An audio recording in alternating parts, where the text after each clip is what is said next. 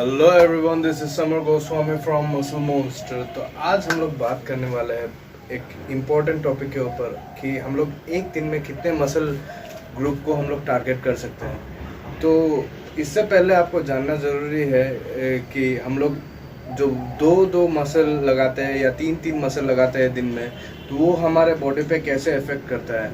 तो पहली बात ये है कि आप किसी भी चीज़ का एक ही दिन में आप ऐसा नहीं होता है कि आप एक हफ्ता कोई भी आप वर्कआउट या कोई भी प्रोटोकॉल को फॉलो करने के बाद आपको वैसा ही रिजल्ट मिलेगा जैसा आप सोच रहे हो।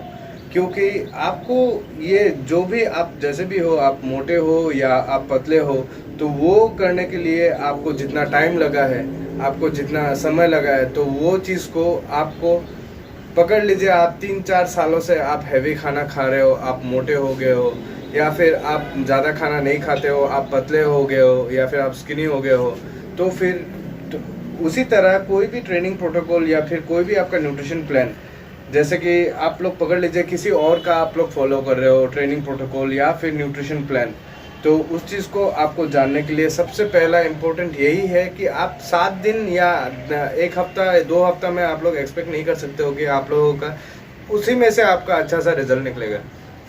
पहला चीज़ यही है कि आपको कंसिस्टेंटली 10 to 12 वीक्स आपको जैसे भी फॉलो करना ही है कोई भी प्रोटोकॉल। आप चाहे आप किसी का भी आप वर्कआउट आप फॉलो करते हो या फिर आप किसी का भी आप ट्रेनिंग या न्यूट्रिशन प्लान आप फॉलो कर रहे हो, तो पहली बात यह है कि आप एक दिन में कितना मसल ग्रुप टारगेट करते हो। तो एक दिन में अगर आप लोग बिगिनर हो तो आप लोग एक मसल ग्रुप को टारगेट करते हो। जैसे कि आपने मंडे पकड़ लीजिए, आपने चेस्ट लगा लिया, ट्यूसडे को पकड़ लीजिए आपने बैक लगा लिया, थर्सडे को पकड़ लीजिए आपने शोल्डर लगा लिया, और ऐसे ही आप सिंगल मसल को आप टारगेट कर रहे हो। लेकिन अगर आपने दो दो मसल ग्रुप को लगाया तो आपका क्या इफेक्ट पड़ेगा। वैसे आपका कुछ खास इफेक्ट नहीं पड़ने वाला है, बिकॉज देख लीजिए, आपका पहली बात जानने का यही ज़रूरी है कि इंटरमीडिएट या एडवांस के लिए सबसे ज़्यादा इम्पोर्टेंट ये नहीं है कि आप लोग क्या मसल ग्रुप कैसे आप लोग स्प्लिट कर रहे हो अपने वर्कआउट को।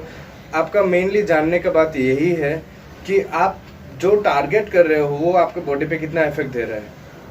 पहली बात ये है, अगर आप लोग दो बॉडी पार्ट्स लगा रहे हो, जैसे कि आपने पकड़ लीजिए आपने चेस्ट शोल्डर लगा लिया या फिर आपने बैक बाइसेप लगा लिया, तो उस चीज़ का इफेक्ट आप पे कब नज़र आएगा, जब आप सिंगल मसल को आपने बहुत लॉन्ग टाइम के लिए हिट किया होगा, या फिर आप लोग बहुत ही लॉन्ग टाइम के लिए आप सिंगल मसल से आप लोग कर रहे हो। तो आपका बॉडी एक ऐसा चीज़ होता है कि बॉडी एक प्लेटो हिट कर जाता है।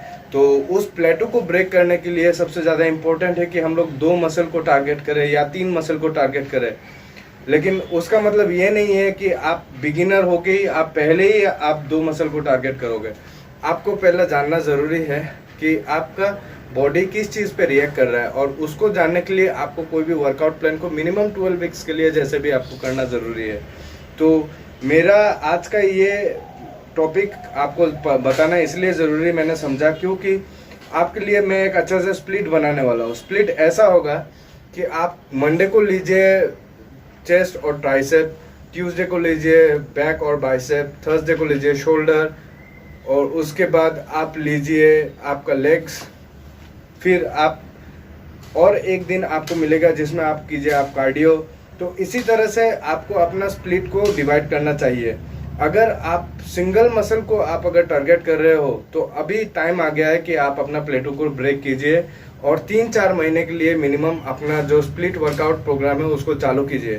और आप जब करते रहोगे स्प्लिट वर्कआउट, उसके बाद आपने 3 महीना अपने पार कर लिया, तो आपको अपने बॉडी में जो चेंजेस नज़र आएंगे, तो उस चीज़ को चेंजेस के बाद आप अगर आप समझ रहे हो कि आपको वो वर्कआउट अगर आपके बॉडी को ज़्यादा ही एडप्ट हो गया है, वो चीज़ आपके बॉडी पे और ज़्यादा इफेक्ट नहीं दिखा रहा है, तो आपको तब जाके आपको दूसरा प्रोग्राम फॉलो करना है।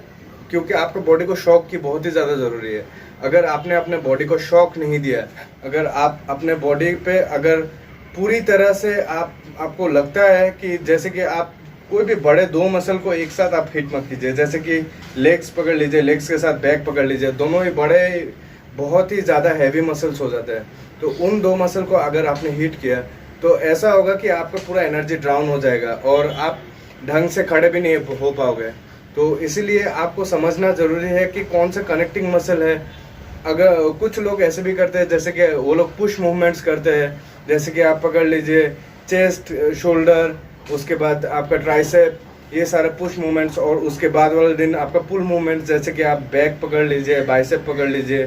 तो इसलिए जानना यही चीज़ आपका इम्पोर्टेंट है कि अगर आपने कोई स्प्लिट रूटीन को फॉलो किया, अगर आप डेली बेसिस पे स्प्लिट रूटीन को फॉलो करते हो, तो आपको मिनिमम 12 वीक्स तक आपको उसी रूटीन पे फॉलो रखना है और न्यूट्रिशन प्लान को भी आपको अच्छी तरह से फॉलो करना है, तभी जाके आपका रिजल्ट आएगा। सो आज का टॉपिक आपको समझ में आया होगा कि स्प्लिट वर्कआउट आपको कैसे करना है, कब चालू करना है, कब आपको अपना रूटीन को चेंज करना है। तो इसी के साथ आज का वीडियो यहीं पे ख़त्म करता हूँ। This is Samar Goswami signing out. Please like, share and subscribe to our channel and press the bell icon for more notifications. और अगर आपने हमारे पुराने वीडियोस को नहीं देखा है तो आई बटन पे उसका डिस्क्रिप्शन लिंक दिया रहेगा, वहाँ पे जाके आप चेक कर सकते हो। Thank you.